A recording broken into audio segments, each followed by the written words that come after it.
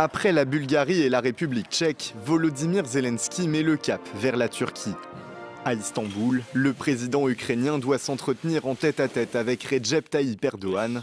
Les deux dirigeants participeront également à une série de réunions multilatérales. Au centre des discussions, l'exportation de céréales. Dès les premières semaines de la guerre, Ankara a joué les médiateurs entre Russie et Ukraine pour permettre à Kiev d'exporter ses marchandises dans le monde entier. Des efforts qui ont permis la signature d'un texte en juillet 2022 sous l'égide des Nations Unies.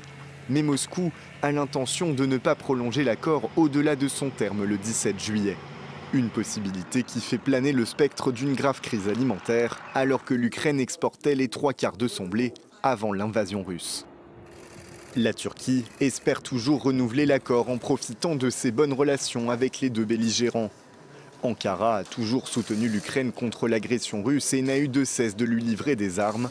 Mais dans le même temps, Recep Tayyip Erdogan a maintenu le lien avec le Kremlin dans la droite ligne de l'accroissement des échanges commerciaux entre les deux pays.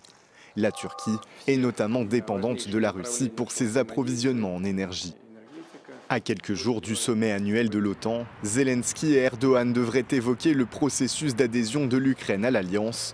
Le président ukrainien le sait, il aura besoin de l'accord de son homologue turc qui bloque l'entrée de la Suède dans l'OTAN depuis plusieurs mois.